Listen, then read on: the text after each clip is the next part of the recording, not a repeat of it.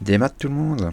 Aujourd'hui nous allons voir la fabrication simple d'une décoration de Noël en contreplaqué de récupération. L'idée est d'avoir une fabrication la plus simple possible, en l'occurrence que du sciage et du perçage. Comme il fera l'objet d'un atelier peinture pour les enfants, chaque élément est démontable. L'application de la peinture est beaucoup plus aisée. Le temps de fabrication est aussi réduit puisqu'il n'y a aucun collage. On va vous expliquer toutes les étapes de fabrication. C'est parti! On commence par la phase de dessin. Alors le plus important, le cappuccino. Le personnage final fera 100 cm. Donc j'utilise mon réglé de 50. Ainsi je n'aurai qu'à multiplier par 2 toutes les dimensions obtenues. Après pour toutes les proportions, c'est facile, c'est un rapport de 3. Donc je divise 50 en 3. J'aurai ici le corps et ici le bonnet. C'est le moment de choisir la proportion du personnage, si vous le voulez un peu gros ou fin. Allez, je l'élargis un petit peu. Après, pour la tête et le corps, encore un rapport de 3. Pour le nez, pareil, rapport de 3. Donc en fait, il va être un peu plus haut. C'est à peu près là. Donc il doit être là. Le corps avec les épaules. Les jambes. On attaque la barbe. On la fait assez ronde comme un nuage.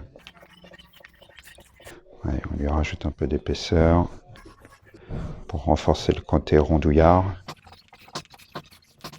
Pour rester dans la rondeur, on lui fait des moufles. Alors pour simplifier la peinture pour les enfants, les yeux seront des trous. Le bonnet, on le déforme un petit peu. Et on lui mettra un pompon. Allez, on regarde ce que ça donne en soulignant les traits. Le nez sera une boule. Donc ici on a 2 trous. On fluidifie la barbe. Bien marquer le coude. Ce n'est pas grave s'il n'est pas parfaitement symétrique, au contraire. De toute façon, là, c'est pour avoir les proportions. Ça va encore changer quand je passerai à l'échelle 1. Hop. On fait le sol. Pourquoi pas des petits cadeaux. D'ailleurs, ça peut être une idée, parce qu'après, le personnage sera placé sur un support, un socle, pour le maintenir en équilibre. Donc on aura le support comme ça, avec un tasseau qui sera vissé sur le support, et le lutin viendra ici. Il sera fixé comme ça. Donc là, pour habiller le socle, on peut très bien imaginer ici redécouper des petites pièces, des paquets cadeaux qui viendront habiller le socle et en plus créer une profondeur de champ. Pourquoi pas faire une petite portion de neige et mettre 1 ou 2 cadeaux dessus. Quelque chose comme ça, où on aurait un petit talus de neige avec les paquets cadeaux placés comme ça et le lutin derrière. Allez, maintenant je prends toutes les cotes, je les multiplie par 2 et je les reporte sur la planche.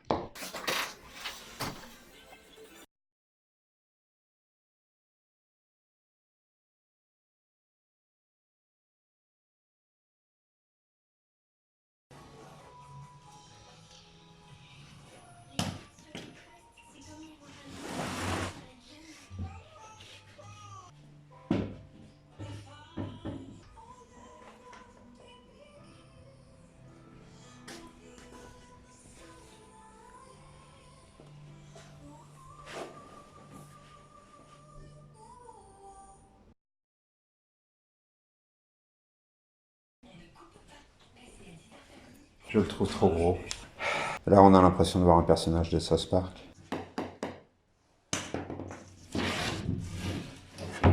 On recommence.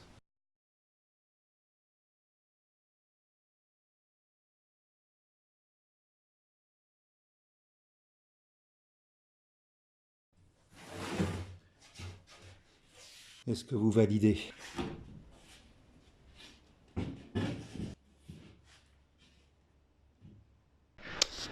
Alors voilà, J'ai déjà réduit la forme à la scie à ruban, grossièrement. Et j'ai découpé à la bonne dimension une planche de récup. Alors, comme on peut le voir, c'est de la récup, donc il y a des trous. Je les boucherai en reperçant et en mettant des tourillons dedans. Comme ça, ce sera bien bouché, mieux qu'avec de la pâte à bois, ce sera bien solide. Et donc là, le petit exercice, c'est de placer le lutin entre les trous.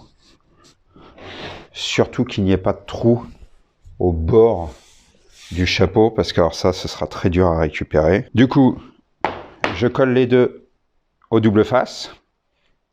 Et après, je vais découper la silhouette précisément. Je défais et après, je coupe chaque élément.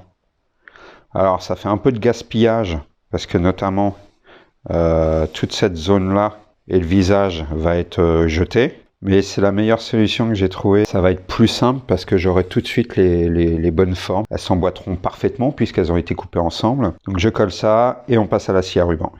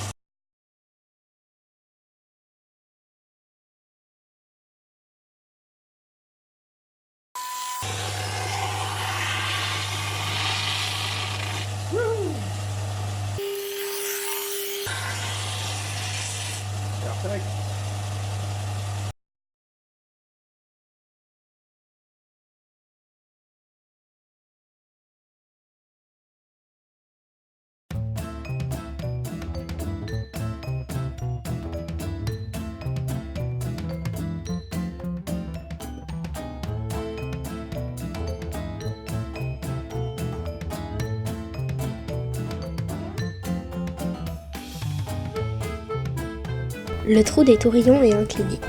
Ainsi, les éléments seront maintenus naturellement sur le support.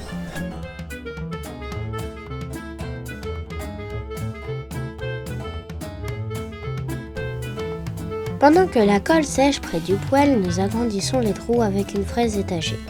Les tourillons font 6 mm de diamètre. Le trou est agrandi à 7.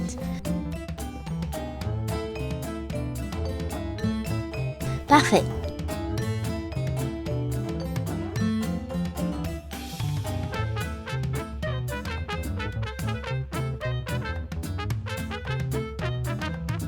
Les vis seront cachées sous les pieds du lutin.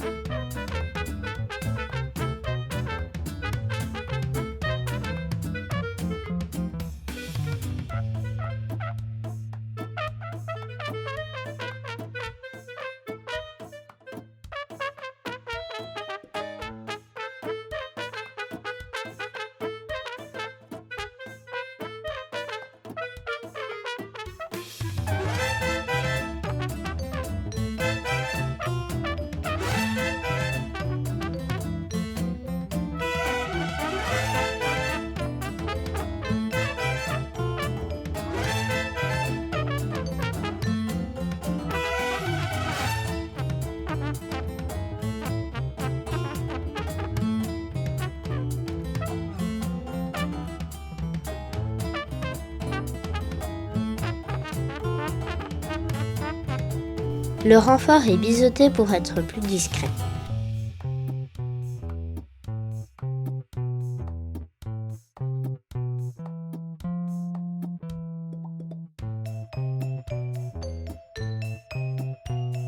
les trous sont élargis à la perceuse.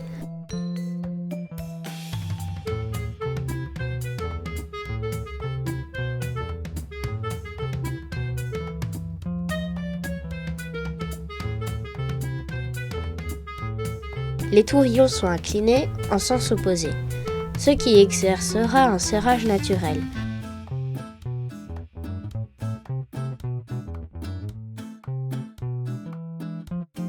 Ça ne bouge pas! On passe au cadeau.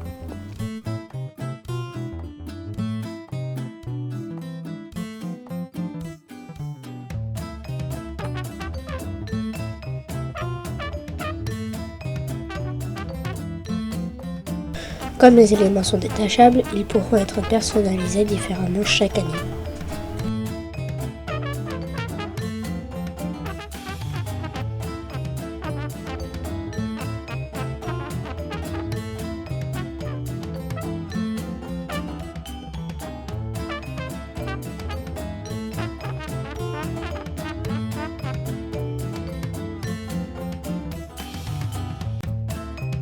La mise au point a disparu.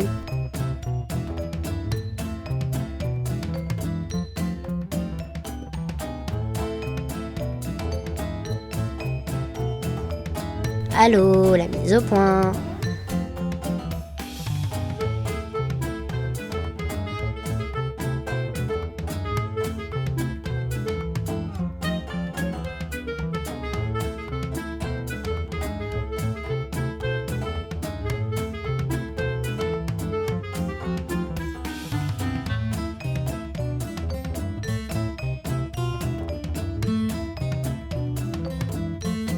Toujours pas de mise au point.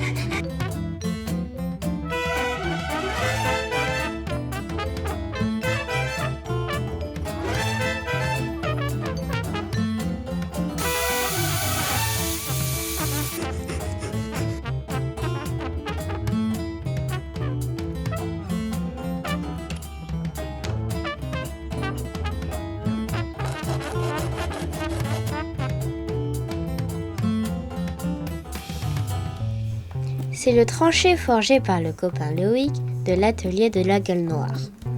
Vous pouvez le faire avec un ciseau ou un cutter.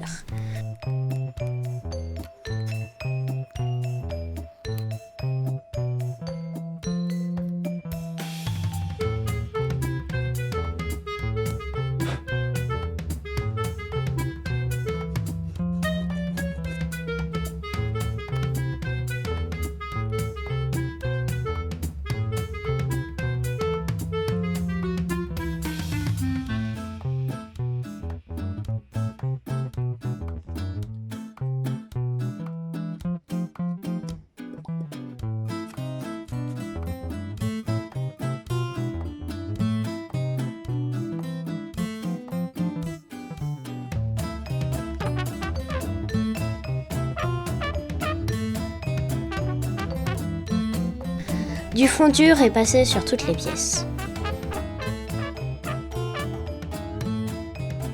Alors voilà, les filles ont commencé à le peindre.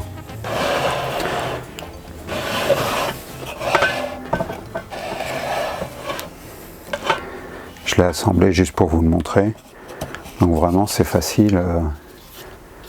Elles ont juste à détacher l'objet et à le peindre. Une fois que tout est fini, on le remet en place, c'est nickel. Donc voilà, la fabrication est finie. Vous voyez, c'est très simple. Ça demande assez peu d'outils. Moi j'ai utilisé une scie à ruban bien sûr. Ça peut être fait à la scie à chantourner, manuelle ou électrique. Ça peut être fait à la scie sauteuse. Alors là, c'est plus compliqué. Il faut bien choisir sa lame et puis il va y avoir des éclats. Ça va nécessiter beaucoup de ponçage derrière. C'est quand même une fabrication avec un nombre d'outils limité. En gros, c'est du perçage et du sciage. Et surtout, vous pouvez le personnaliser, vous pouvez créer ce que vous voulez. Soit vous gardez ce modèle-là et puis vous l'adaptez à vos envies, à vos besoins, rien qu'en termes de taille, ou sinon vous trouvez sur internet un petit graphisme qui vous plaît, puis vous le reproduisez facilement. C'est vraiment facile. Je l'ai fait sur 2 niveaux, le fond et les différents éléments, mais bien sûr on peut rajouter encore des niveaux, c'est-à-dire que là par exemple j'aurais pu mettre la petite partie blanche, le pompon, qu'on peut encore rajouter d'autres éléments qui vont donner du relief. Ici vous pouvez jouer aussi sur la distance entre les différents plans, ce qui permet d'avoir presque un décor de théâtre, c'est sympa. Donc n'hésitez pas à adapter le principe à vos créations, c'est pas forcément pour Noël. Si vous aimez un personnage de jeu vidéo ou autre, c'est quasiment le même principe que le Mario que je suis en train de faire. Donc moi je ne l'ai pas fait, mais je vous conseille quand même une sous-couche blanche, ce qui va permettre d'uniformiser les rendus après. J'ai mis du fond dur qui bouche les pores et donc qui limite la consommation de peinture. Mais par contre, quand vous avez du bois qui a 2 teintes différentes, si vous mettez la même peinture dessus sans sous-couche, celle-là va être beaucoup plus foncée que celle-là. Ce qui est bien, c'est que comme c'est plat et démontable, une fois que l'événement est fini, vous le démontez, vous le mettez à plat et ça prend moins de place pour le rangement. Alors n'oubliez pas, quand vous percerez en biais les tourillons, les trous pour les tourillons derrière, de bien respecter le même angle. Quand il n'y en a que 2, ça va à peu près, mais quand il y en a 3, comme sur le bonnet, si ces 2-là ont un angle et celui-là un autre angle, ça va être plus compliqué à remettre en place. Je vous dis ça parce que c'est ce qui m'est arrivé. Et j'ai dû biseauter un petit peu le tourillon, sinon ça ne rentrait pas.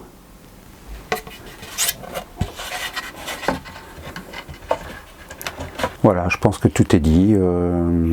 Si vous avez des questions, ce sera en commentaire. J'y répondrai avec plaisir. Et puis surtout, n'hésitez pas à me montrer vos créations si vous en réalisez sur ce modèle-là ou si vous en avez déjà fait. Allez, Kenavo. Et puis surtout, passez de bonnes fêtes.